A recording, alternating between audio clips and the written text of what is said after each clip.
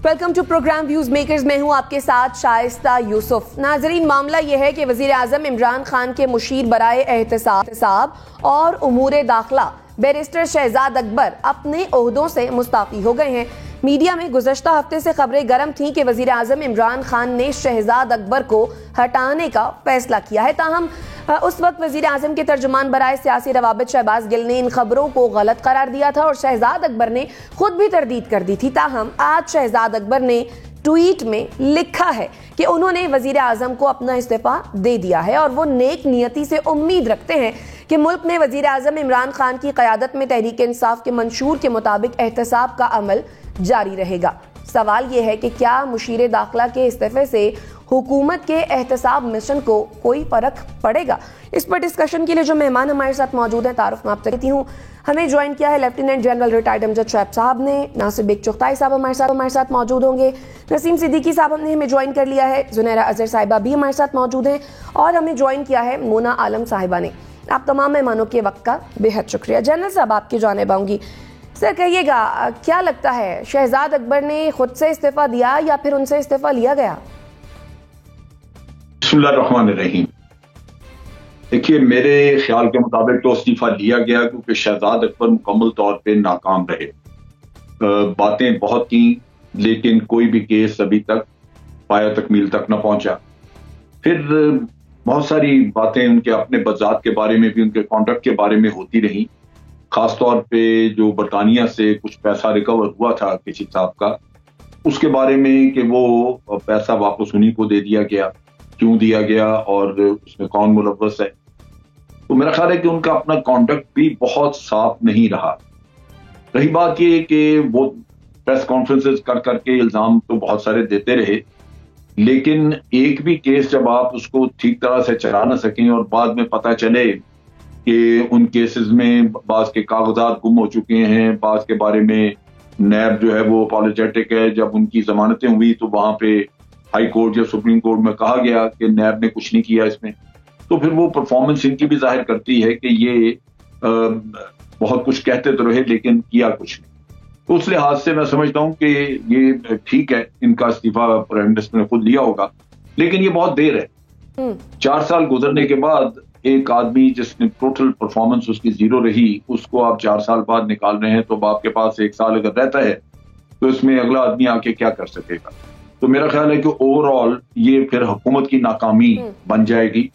और जो सबसे इंपॉर्टेंट नारा था कि इनसे पैसा निकलवाएंगे, जेलों में डालेंगे, वो आज नजर आ गया कि उसका जनाजा निकल चुका है। और इस लिहाज से ये काबिल अफसोस भी है और मेरा ख्याल है इसके लिए पीटीआई के लिए ये बहुत बड़ा सेटबैक होगा। ठीक है जुनैरा, बहरहाल इस्तीफा दिया गया या लिया गया ये एक अलग बहस है, लेकिन इस इस्तीफे के पीछे क्या वजह हो सकती है? क्या वजीर आजम इमरान खान जो हैं वो शहजाद अकबर की कारकर्दगी से मुतमईन नहीं थे? जो टास्क उन्होंने दिए थे शहजाद अकबर को, क्या वो पूरे नहीं कर पाए?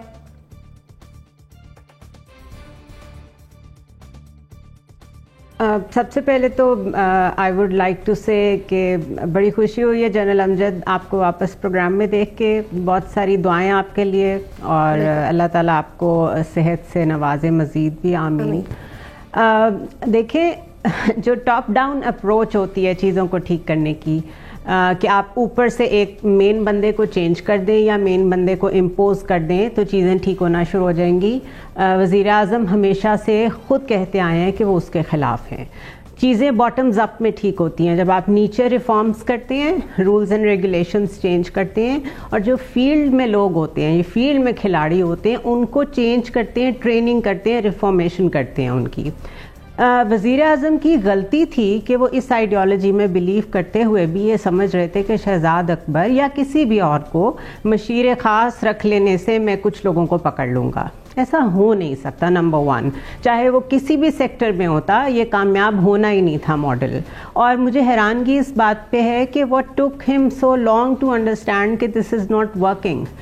3 घंटे की प्रेस कॉन्फ्रेंस में सिर्फ चिट्ठियाँ दिखा देना या रसीदें दिखा देना आसान होता है। वाइट कॉलर क्राइम को प्रूव करने की जिम्मेदारी तो FBI भी नहीं लेती। वहाँ पे 5% है इसकी जो कामयाबी का एक रेशो FBI निकालती है, वो सिर्फ 5% है कि वाइट कॉलर क्राइम को हम कंट्रोल नहीं कर सकते, बिकॉज उसके जो टेंटिकल्स होते हैं वो ऐसे मुल्कों में होते हैं जिनके साथ आपके ट्रीटीज़ नहीं होते। फिर उन मुल्कों की इकोनॉमीज़ जो हैं वो बिल्ट ही ऐसे पैसों पे, मनी लॉन्ड्रिंग पे और ऐसी चीज़ों पे हुई होती हैं कि they don't want to disclose that. So ये बहुत कॉम्प्लिकेटेड मामला है। अब अगर इस्तीफ़ा ले ही लिया है तो या तो रिफॉर्म्स को स्टार्ट कर दें, वक्त तो बहुत कम है, लेकिन चलें दिखाने के लिए कोई एक मुसव्वदा, कोई एक फ़्लो चार्ट, कोई एक पॉलिसी ऐसी जिसमें वो कहें कि जी अगर मैं दोबारा आया या मैं नहीं भी आया तो जो भी गवर्नमेंट आए ये चीज़ें हम इम्प्लीमेंट करके जा रहे हैं, इससे आपको फ़ायदा होगा आइंदा इस तरह की चीज़ों को पकड़ने का। सो बेसिकली मुझे वो थोड़े से हवास बख्ता लग रहे हैं और थोड़े से रिएक्टिव लग रहे हैं, जो कि उन्हें नहीं होना चाहिए। गलतियां हो जाती हैं। फर्स्ट टाइम में उन्होंने बहुत बड़ा नारा लगा दिया था मैं करप्शन को ख़त्म करूंगा, उसको मान लेने में कोई हर्ज नहीं है कि it was not easy for me, या मैंने बहुत ओवर एम्बिशियस होकर ये बात कर दी थी। अब इस्तीफे लेने से या ना लेने से कोई फ़र्क नहीं पड़ेगा from my point of view. ठीक है, आपके ख्याल में इस्तीफा लेने से कोई फ़र्क नहीं पड़ेगा। एमबीसी आपके जानिब आऊँगी, ये जो शहजाद अकबर साहब ने इस्तीफा दिया है, जिसे मंजूर भी कर लिया गया है, इससे आपके ख्याल में एहतसाब मिशन को कोई फ़र्क पड़ेगा? और एहतसाब मिशन क्या अब आपके ख्याल में जिंदा है या फिर ये बातें सिर्फ नारों की हद तक रह गई हैं?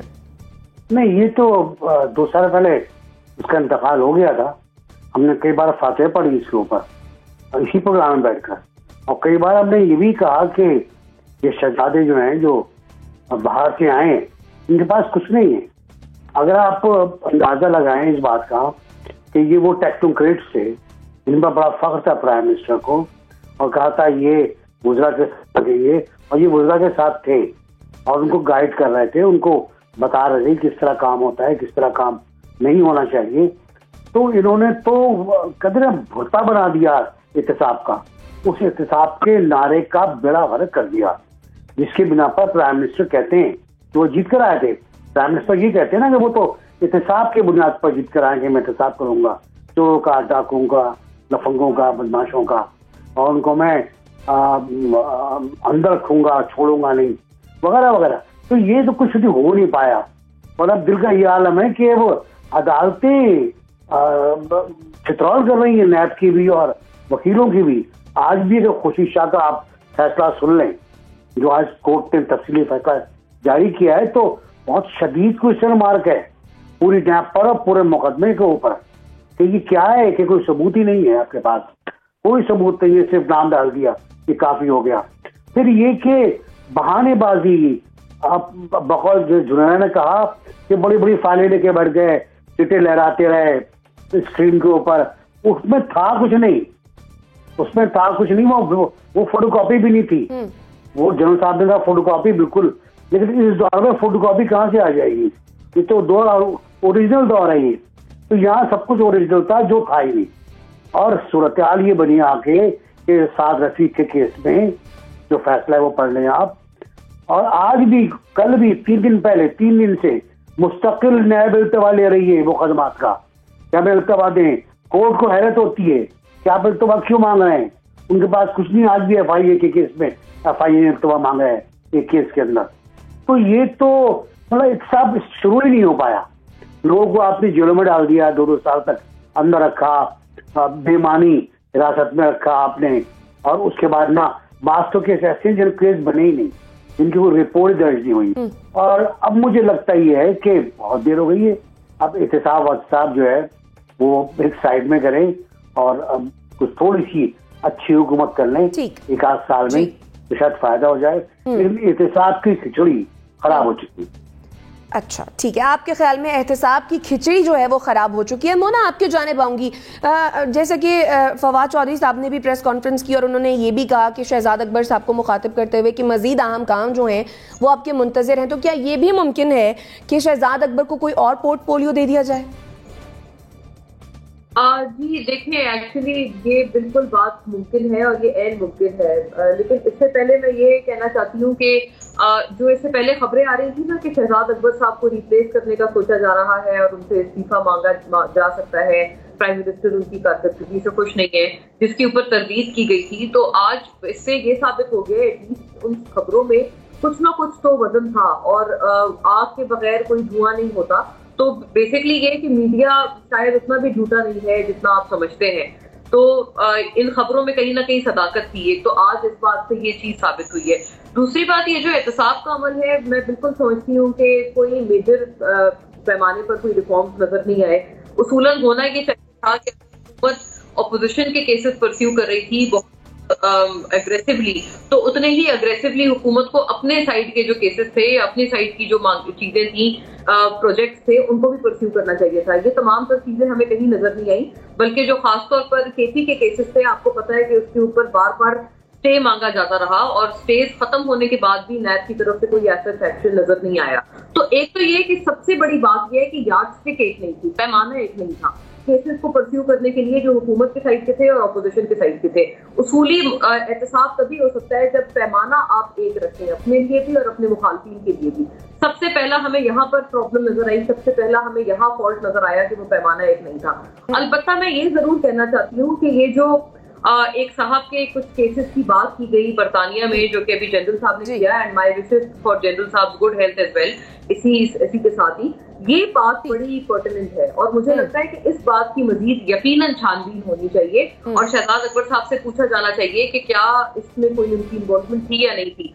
On the flip side, on the other hand, एक बात शायद जो बेशतर अक्सर और बेशतर तज्जिए से और मीडिया के तमाम जो रिपोर्ट्स हैं उनमें जो मिसिंग है वो ये बात है, और हम क्यों भूल रहे हैं कि बड़े संगीन तरीन चीनी के, गंदुम के, पेट्रोल के बहरान हमने देखे हैं इस पूरे अरसे में। एटलीस्ट शहजाद अकबर साहब को जहां पर हम लोग कह रहे हैं कि इन एक्शन था, बातें ज्यादा थी, काम कम था, वहां एटलीस्ट इतना माना जाना चाहिए कि इन तमाम मामलों पर कुछ कमीशन बने थे जिन्होंने काफी अच्छी तहकीकात की थी और जिसका बहुत बड़ा सियासी असर पीटीआई को हुआ था। जहांगीर तरीन साहब आज तक नाला है और वो कहते हैं उनका जहाज कहीं भी जा सकता है। तो इस किस्म की चीजें हमने सुनी। इस बात का एटलीस्ट क्रेडिट जरूर देना चाहिए कि उन केसेस पर कुछ तो हुआ था ना, क्योंकि इन अदर जो किसी भी दौरे हुकूमत में हम देखते हैं बहुत सारे बयानात आए लेकिन कभी कोई कमीशन वगैरह कोई तहकीकात। ठीक है, लेकिन मुझे लगता है शहजाद अकबर साहब के दौर में कमीशन बने शहजाद अकबर साहब के जाने से, तो एटलीस्ट इस पार्ट पर उनको क्रेडिट देना चाहिए। चलें ठीक है, आपके ख्याल में इन बातों का क्रेडिट उनको दिया जाना चाहिए। नसीम सिद्दीकी साहब, आपके ख्याल में ये जो शहजाद अकबर साहब ने इस्तीफा दिया है, इससे एहतसाब की जो मुहिम है वो कमजोर होगी या फिर मजबूत हो सकती है? देखिए, इस मुल्क में एहतसाब नहीं हो सकता। जितने स्ट्रॉन्ग और जितने ताकतवर जनरल मुशर्रफ थे, अगर वो एहतसाब नहीं कर सके और उनको एंड में आके कॉम्प्रोमाइज़ करना पड़ा और एनआरओ देना पड़ा, तो फिर वज़ीर आज़म, तो आपको पता है वज़ीर आज़म कितना मजबूत होता है इस मुल्क के अंदर। आप कल की तकरीर से ये भी अंदाज़ा लगा लें कि लोगों को कहते कहते कि घबराना नहीं है, लेकिन मुझे लगा कि शायद वज़ीर आज़म ने अब खुद कुछ घबराना शुरू कर दिया है, क्योंकि वजह यह है कि रिजल्ट्स आ नहीं रहे। एहतसाब के ऊपर उनकी बड़ी उम्मीदें थी, जो शहजाद अकबर को हटाने वाली बात है। उन्होंने इस्तीफ़ा वज़ीर आज़म के कहने पे दिया है, उनसे इस्तीफ़ा लिया गया है, क्योंकि पिछले वीक एक मुलाकात हुई थी जिसमें DGIB भी थे, DGFIA भी थे और साबिक डिप्टी चेयरमैन नैब जो हुसैन असगर साहब थे वो भी मौजूद थे और काफ़ी सरजनिश हुई शहजाद अकबर साहब की। सिर्फ ये उन साहब का केस नहीं था जो कि बरतानिया में हुआ है, जो मौजूदा केस शहबाज शरीफ का चल रहा था, उसमें भी कहा जाता है कि शहजाद अकबर साहब की कोई इन्वॉल्वमेंट थी, कोई उनके साथ पैचअप किया था। और जो अभी साहब का नैब से तबादला हुआ है लाहौर से, वो भी इसमें इन्वॉल्व थे। तो काफ़ी बड़ी लिस्ट जो है वो अपना प्राइम मिनिस्टर के सामने मौजूद थी। और दूसरी बात ये थी कि शहजाद अकबर साहब बाहर से आए थे। अगर कोई इस किस्म का एहतसाब का अमल करना और प्रोसिक्यूशन को मजबूत करना है तो लोकल आदमी उसके लिए ज़्यादा इंपॉर्टेंट है, जिसकी रूट्स जो है यहाँ पे मौजूद हो।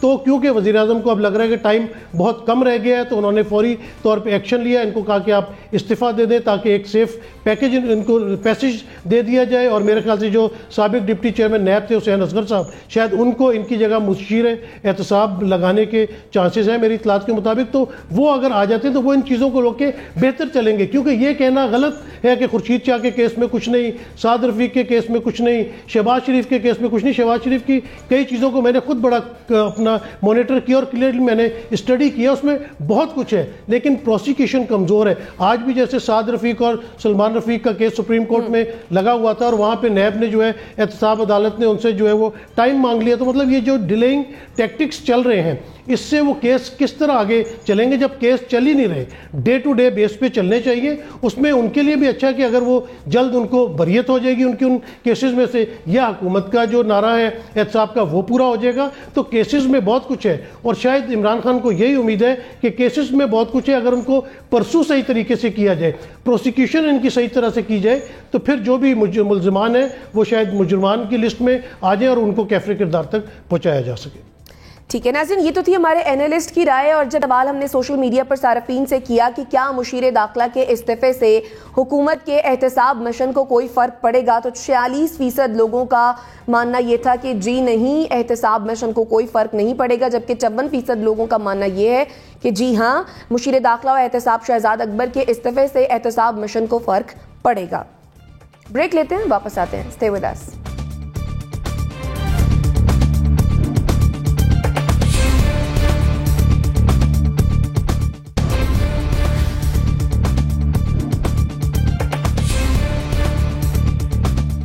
Welcome back after the break. वजीर आजम इमरान खान ने गुज़श्ता रोज बराह रास्त आवाम की टेलीफोन कॉल सुनी और मुख्तलिफ सवालात के जवाब दिए। एक सवाल के जवाब में सड़कों पर आने की बात की, जिस पर तरह तरह के तबसरे हो रहे हैं। वजीर आजम ने क्या कहा, पहले वो सुन लेते हैं और फिर सवाल आते हैं। इंशाल्लाह ये भी टर्म पूरा करेगी, अगली भी टर्म पूरी करेगी ये हमारी पार्टी, अगली टर्म भी। ये भी आज मैं आपको कह रहा हूँ कि हम इतना मुश्किल वक्त से निकले हैं, किसी गवर्नमेंट को वो चैलेंजेस नहीं मिले जो हमें मिले। लेकिन मैं आपको एक और ज़रा ख़बरदार करना चाहता हूँ, अगर मैं गवर्नमेंट से बाहर निकल गया, मैं आपके लिए ज़्यादा ख़तरनाक हूँ। अभी तक तो मैं चुप करके या ऑफिस में बैठा होता हूँ और तमाशे देख रहा होता हूँ। मैं अगर सड़कों पर निकला है ना, तो आपके लिए छुपने की जगह नहीं होगी, क्योंकि लोग आपको पहचान चुके हैं। जी, वज़ीर आज़म साहब ने सड़कों पर निकल आने की बात भी कर दी है, इसी पर बात करते हैं। एनबीसी, आपके ख्याल में ये जो वज़ीर आज़म साहब ने कहा कि हुकूमत से निकला तो ज़्यादा खतरनाक हो जाऊंगा, खान साहब का इशारा किस जानिब है? हाँ, अरे मैंने बहुत तकरीर सुनी इस तरह की, प्राइम मिनिस्टर की और प्रेसिडेंट की और लोगों की।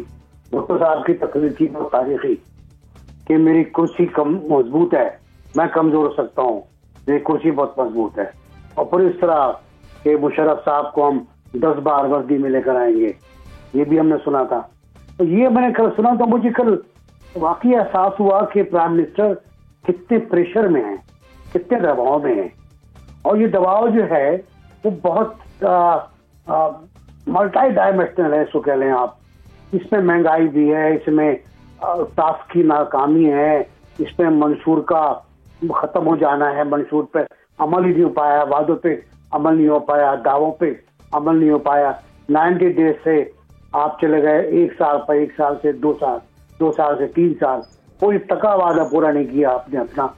और ये उनको एहसास है इस बात का। और सबसे बड़ा उनको एहसास है कि 3 अफराद, करप्शन का उनसे कोई मसला नहीं है, 3 अफराद का करप्शन उनको चाहिए था प्रूफ होना, नवाज शरीफ, शहबाज शरीफ और जरदारी। वो नहीं हो पाया, खुर्शीद शाह तक का नहीं हो पाया। अब मैं फिर कहूंगा कि मैंने खुर्शीद शाह का जो जुमला कोट किया है वो अदालत के फैसले से है, कि कोई सबूत नहीं है, कोई सबूत नहीं है इसका। अब अगर कोई शहजाद अकबर के से कोट कर रहा है तो करता है, वो गया, वो तमाशा दिखा के मदारी गया। अब सूरत हाल ये है कि प्राइम मिनिस्टर ने जो कुछ कहा उसके बारे में बहुत सी बातें किससे कह रहे हैं, किससे मुखातिब हैं। बहुत से लोगों ने ज्यादातर कहा है उनसे मुखातिब हैं जिनको लेकर आए थे, लेकिन मेरा कहना ऐसा नहीं है। शायद प्राइम मिनिस्टर घबराए हुए थे, बिल्कुल नसीम ने सही कहा, प्राइम मिनिस्टर घबराए हुए थे, प्राइम मिनिस्टर कुछ खौफ के आलम में भी थे। और उस खौफ के आलम में उन्होंने अपने मुखालिफिन से कहा है कि अगर मैं निकला तो ये होगा। अच्छा, यहाँ मैं 2 अल्फाज का जायजा लेना चाहूंगा, एक निकला और एक निकाला। प्राइम मिनिस्टर नवाज शरीफ कहते हैं मुझे किससे निकाला, बहुत सही सवाल था उनका, जवाब भी उनको कई बार मिल गया उसका। कह मैं अगर निकला तो निकलने से कुछ नहीं होता, अब जब तक आपको निकाला नहीं जाएगा आपकी सपोर्ट नहीं बढ़ेगी। ठीक, आपका जो सपोर्ट ग्रुप है वो वोट पे नहीं आएगा जी। अगर आपको निकाला गया तो ये हो सकता है कि आप खतरनाक हो जाएं, लेकिन कितने खतरनाक हो जाएं ये डिपेंड करेगा जस्टिस जावेद इकबाल पर, जो आपके चेयरमैन है, कि वो आप पे कितना बनाते हैं। तो मेरा ख्याल ये है कि लोगों ने इसको गलत मानने पर लिया है। उनका इशारा उनकी तरफ नहीं जो लाए थे, उनका इशारा उनकी तरफ है जो उनके मुखालिफ है। ठीक है, आपके नज़दीक उनका इशारा मुखालफों की जानिब है। जनरल साहब, जैसा कि NBC भी कह रहे हैं कि खान साहब घबराए हुए थे, तो क्या खान साहब वाकई घबराए हुए हैं और क्यों? खान साहब कुछ बेबाक से नजर आए हैं, जिससे लगता है कि वाकई परेशान हैं, वरना पहले उन्होंने इस किस्म की कोई बात नहीं की। और मेरा अपना अंदाजा है कि वो ऑपोजिशन को ही मुखातिब थे, ऑपोजिशन से ही बात कर रहे थे, क्योंकि ऑपोजिशन मुख्तलिफ वक्तों में उनको निकालने की बात करती रहती है। लेकिन इसमें समझने की बात यह है कि अगर किसी को आईनी तरीके से निकाला जाए, जैसे कि वो पार्लियामेंट में, असेंबली में अपनी अक्सरियत खो बैठता है, तो उसमें तो कोई ऐसी गलत बात नहीं है, उसमें किसी को नाराज होने की भी कोई जरूरत नहीं है। आईनी तरीका रखा इसी की वजह से गया है कि अगर किसी कोई परफॉर्मेंस नहीं दे रहा और उसको कहीं निकालने का इंतजाम हो सकता है तो कर दिया जाए। लेकिन ये जो कहना उनका कि मैं बहुत खतरनाक हो जाऊंगा, इसको अगर आप इस पहलू से देखें कि हुकूमत में बैठ के आप बहुत कुछ कर सकते थे, तो आप बहुत बड़ा खतरा साबित नहीं हो सके। हुकूमत से निकलने के बाद आप कैसे होंगे? ये एक वो जुमला है जो मीडिया हमारा अक्सर कहता रहा कि नवाज शरीफ साहब जेल में हुए तो बहुत ज्यादा खतरनाक होंगे, जेल से निकल आए तो ज्यादा खतरनाक होंगे, अगर लंदन चले गए तो बहुत खतरनाक होंगे। ये वो कहानियां हैं, ना वो खतरनाक साबित हो सके ना ये होंगे।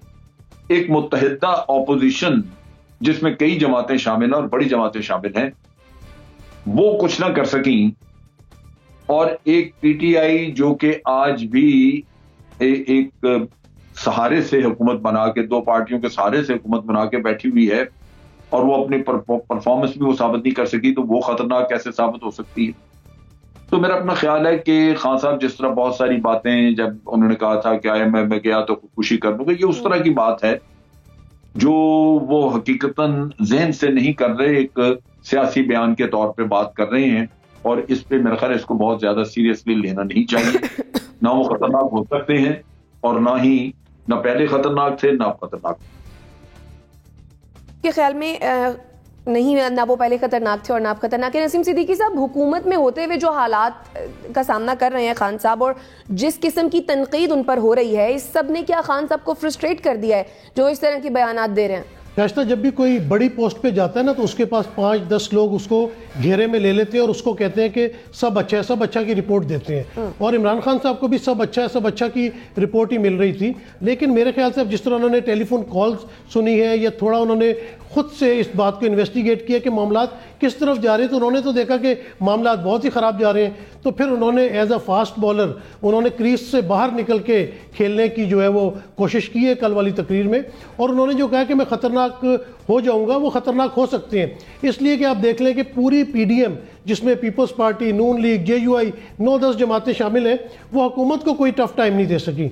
लेकिन जब PTI के पास सिर्फ 35 सीटें थी, इमरान खान ने 35 सीटों से उस हुकूमत को कितना टफ टाइम दिया था, तो वो ख़तरनाक तो हो सकते, क्योंकि वो दलेर आदमी है, वो डरते डराते कोई है नहीं, वो हर किस्म का रिस्क लेने पर तैयार होते। क्रिकेट की भी दुनिया में भी देख लें कि उन्होंने जब कहा था कि वेस्ट इंडीज़ को वेस्ट इंडीज़ में हराएंगे, भारत को भारत में हराएंगे, तो लोग बड़े उस वक्त हंसते थे। लेकिन उन्होंने रिस्क लिया, हिम्मत की, और उन्होंने उनको वहाँ पे हराया।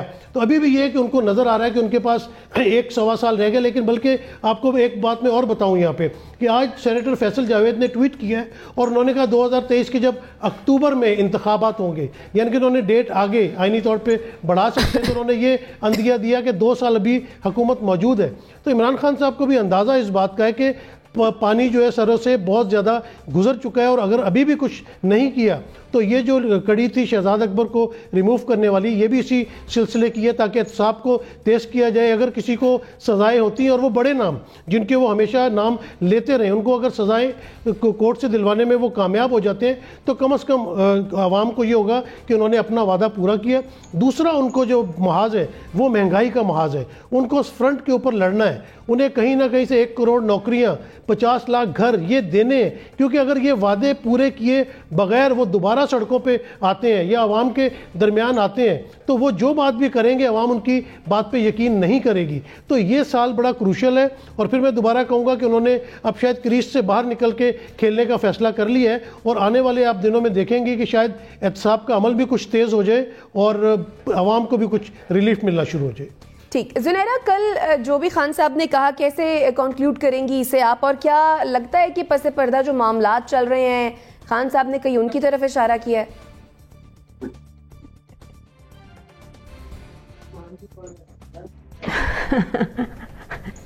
मैं इस बात पे बहुत हैरान होती हूँ कि खान साहब की एक स्टेटमेंट 4 दिन के लिए मीडिया के लिए काफ़ी होती है, उसकी फीड भरने के लिए, ट्विटर की फीड भरने के लिए, और एक न्यूज़ की जो टाइम होता है ना, एक नेचुरल जो टाइम उसने अपना पूरा करना होता है, वो खान साहब की स्टेटमेंट अगर न्यूज़ हो ना तो उसका टाइम बढ़ जाता है। मुझे नहीं याद पड़ता कि किसी कौम से खिताब में नवाज शरीफ की कोई बात इतनी ज़्यादा कैच स्टेटमेंट बनी हो कि उस पर डायलॉग्स हो रहे हों, उस पर ट्वीट्स हो रही हों, उस पर टॉक शोज़ हो रहे हों, या जरदारी साहब की कोई ऐसी बात हो जिस पे कोई बहुत डिस्कशन हुई हो कि उन्होंने ये कह दिया, वो कह दिया।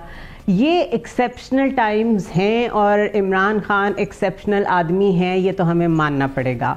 वो कामयाब होते हैं, वो नाकाम होते हैं, ये डिबेट अलहदा है। He has a mind of his own, उनके अपने एम्बिशंस हैं, मुल्क के लिए उनकी नीयत अच्छी है, वो नाकाम हो रहे हैं, उनकी टीम में करप्शन है, ये सारे सेपरेट इश्यूज़ हैं। सो उनका कल जो बोलना था, it was a reflection of what he was feeling inside him. उनका ख्याल था मैं आऊँगा, मैं गरीबों के लिए काम करूँगा, मैं अमीरों को पकड़ूंगा, उन्हें जेलों में डालूंगा, यही सारी बातें करते रहे ना वो। इसमें वैसे तो कोई बुराई नहीं थी, लेकिन जब वो सिलेक्टिव हो गए और वो लोगों में घिर गए, दरबारियों में घिर गए, कनेक्शन आम आदमी से टूट गया, उन्हें बाद में समझ आई कि IMF के पास क्यों जाना पड़ेगा, इकोनॉमी की क्या हालत है, इकोनॉमी में बैठ के लोगों के साथ नेगोशिएट कैसे करते हैं, across the table world lenders जो होते हैं वो आपको कैसे ईस्ट इंडिया कंपनी की तरह ट्रीट करते हैं।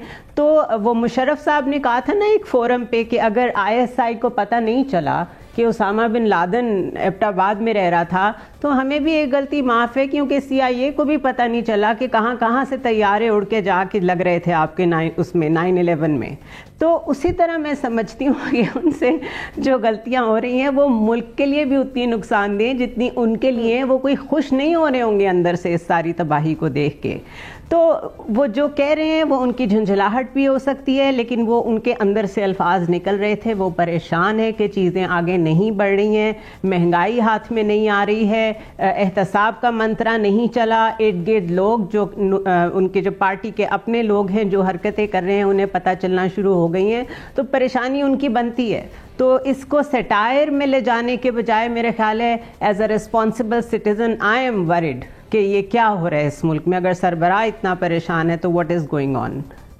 ठीक, मोना, वजीर आजम साहब के इस बयान से हुकूमती सफ़ों में क्या पैगाम गया आपके ख्याल में? देखिए, हुकूमती सतहों में भी जो पैगाम गया है वो बड़ा वाज़ेह है, और हमारी अपनी भी जो रीडिंग है मुझे लगता है वो भी बड़ी क्लियर कट होनी चाहिए। एक तो ये बात है, मैं अग्री करूंगी, हुकूमत में रहते हुए गालिबन किसी के बयानात इतने नहीं होते हैं, सेंसेशनलाइज जितने वजीर आजम इमरान खान के होते हैं, क्योंकि हुकूमत में रहते हुए नवाज शरीफ साहब भी, जरदारी, उनके सारे जो प्राइम मिनिस्टर्स थे दोनों बहुत नफी तुली, बड़ी कैलकुलेटेड सी बात करते थे। आपको पता है प्राइम मिनिस्टर काफी दफा बिल्कुल मतलब वो इम्प्रोम्प्टू बात करते हैं बगैर किसी लाइंस के, कोई नाप तोल के कि क्या कहना है क्या नहीं। उसमें काफी दफा उनसे फैक्चुअल गलतियां भी होती हैं जो कि आपको पता है फिर सुर्खियां वगैरह बनती हैं, लेकिन वो हमेशा से डे वन से पहले ऑपोजिशन में भी ऐसी बात करते थे, गवर्नमेंट में होते हुए भी ऐसी बात करते हैं। तो probably this is one reason जो वो अपने दिमाग को बहुत ज्यादा जो भी उनके जहन में या दिल में बात होती है वो कर जाते हैं, वो उसको होल्ड बैक नहीं करते। एक तो ये भी चीज है, और दूसरी ये भी वजह है कि क्योंकि वो नाप तोल के बात नहीं करते तो वो ज्यादा सेंसेशनलाइज होती है। हैविंग सेड दैट, मैं इत्तेफाक करती हूँ कि ऑपोजिशन में तो इमरान खान साहब बिल्कुल खतरनाक थे। 35 सीटों के साथ जो उन्होंने टफ टाइम दे रखा था उस हुकूमत को, जिनके पास एक तरह से 2/3 थी, उनके एलाइज कोई बहुत ज्यादा नहीं थे, तो वो हम तमाम के सामने है। और किस तरह से दर्द सर बन गए थे वो उस हुकूमत का, ये भी हम तमाम के सामने है। ख्वाह वो कोर्ट जाना हो पैनामा पेपर्स को लेकर, पेंडोरा पेपर्स को लेकर चले हम हुकूमत पे बात करते हैं कि वो लोग नहीं गए, उन्होंने उसके ऊपर कोई काम नहीं किया, कोई उसकी तहकीकात नहीं की। अपोजिशन कौन सा कोर्ट चली गई पेंडोरा पेपर्स पे, वो भी नहीं गए। कोई ऐसा मामला नहीं है, ऑपोजिशन का, गवर्नमेंट का कोई ऐसा मामला नहीं है, कोई ऐसी कंट्रोवर्सी, कोई ऐसा स्कैंडल नहीं है जिसको ऑपोजिशन कोर्ट लेकर गई हो। तो ख्वाह वो कोर्ट जाना हो, सड़कों पर निकलना हो, या पावर्स दैट बी से रवाबित रखना हो, तमाम तर मामलों में हमें पता है कि बतौर ऑपोजिशन इमरान खान साहब he was all over the place. तो ये बात तो सही है, और ये तमाम जमातें मिलकर भी पीडीएम की जब खासी हाई थी, मुझे लगता है उस वक्त वो काफी क्लोज आ गए थे, एटलीस्ट स्ट्रीट पावर उनकी बढ़ गई थी जब पीपल्स पार्टी पीडीएम का हिस्सा थे। अब तो जब ये अलहदा हो गए हैं तो वो स्ट्रीट पावर भी एक तरह से खत्म हो गई है। पीपल्स पार्टी अलहदा निकल रहे हैं, पीडीएम अलहदा निकल रहे हैं, 3-3 महीना देर की डेट देते हैं, तो ये बात दुरुस्त है। लेकिन आपको पता है इसमें बहुत बड़ा सवालिया निशान और क्वेश्चन मार्क क्या है कि अगर इमरान खान साहब वापस अपोजिशन में चले गए तो क्या आपको पता है अवाम तो सरचश्मा है ताकत का, क्या ये अवाम का जो ताकत का सरचश्मा है अवाम है, क्या इमरान खान साहब की उसी तरह से उनकी पुश पर होंगे, उनके साथ होंगे जैसे उस वक्त 2014 के धरनों में निकला करते थे? ये बहुत बड़ा सवाल है, और वो डिपेंड इसलिए उस वक्त करता है क्योंकि गवर्नमेंट में इस वक्त वो खुद उनकी बातें और उनका अंदाज ये बता रहा है कि उनके प्रॉमिसेस क्योंकि डिलीवर नहीं हो पाए। ठीक है, उनसे डिलीवर नहीं हो पाए, आपका पॉइंट आ गया मोना। छोटी सी ब्रेक लेते हैं मोना, ब्रेक लेते हैं, फिर वापस आते हैं। स्टे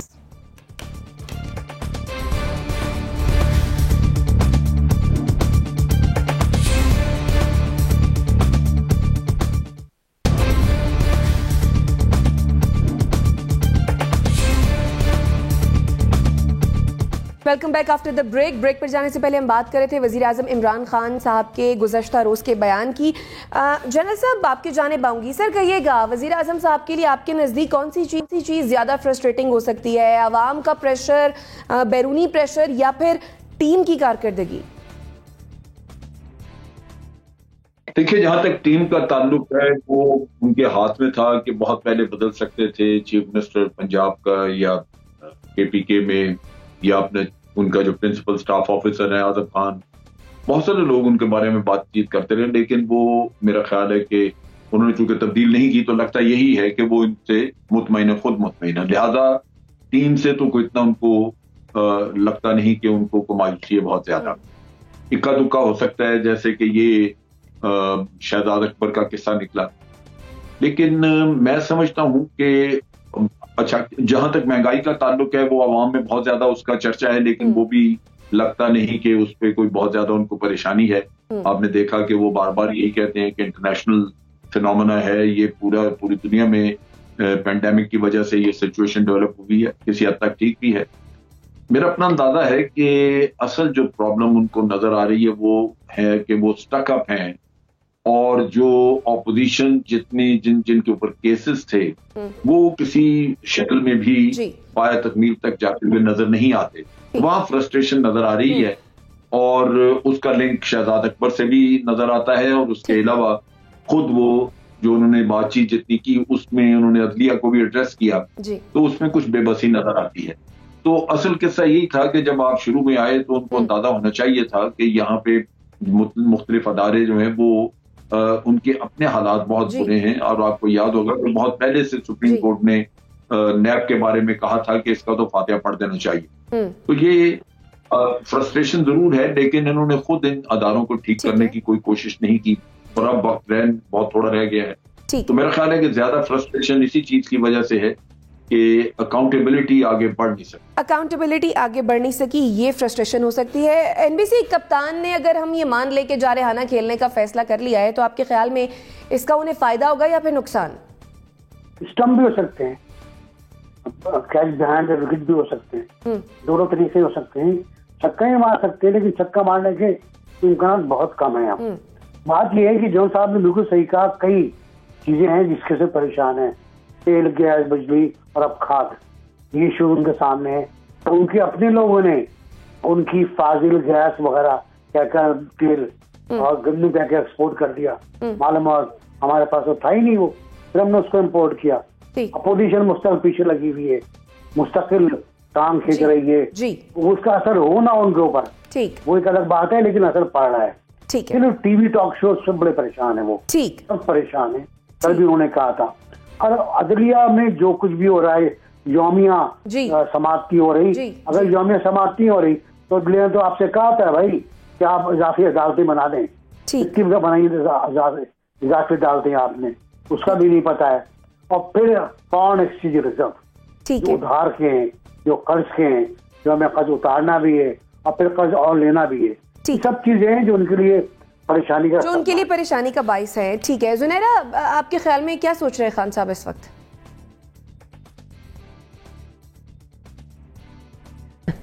खान साहब सोच रहे हैं कि नेक्स्ट इलेक्शन के लिए उनके पास कौन से ऐसे स्लोगन्स हैं जो काम करेंगे, because apparently unfortunately nothing has worked. इसमें हमें ये नहीं भूलना चाहिए कि बहुत सारे ऐसे फिनोमेनाज भी थे जो उनके हाथ में नहीं थे, जिसमें पैंडमिक भी आता है, जिसमें पुलवामा भी आता है, जिसमें अफगानिस्तान का विड्रॉल है बाय द यूएस, और यूएस की तरफ से बड़ी टेंशन्स पाकिस्तान के साथ, टू मेनी फैक्टर्स। तो इस वक्त उनको ये सोचना है कि जो लास्ट उनका टाइम है इलेक्शन के करीब का, इसमें कंटेन कैसे करने कैंडिडेट्स को, अवाम को कैसे कुछ आगे के लिए होप देनी है, और ये दोनों काफ़ी अपहिल टास्क हैं। ठीक हो गया। मैं इंतहाई माजरत के साथ नसीम सिद्दीकी और मोना आप दोनों का कमेंट नहीं ले पाऊंगी क्योंकि वक्त की कमी के सबब मुझे क्लोजिंग की जानिब बढ़ना है। नाज़रीन, मुझे और मेरे मेहमानों को दीजिए इजाज़त। अल्लाह ने के बाद।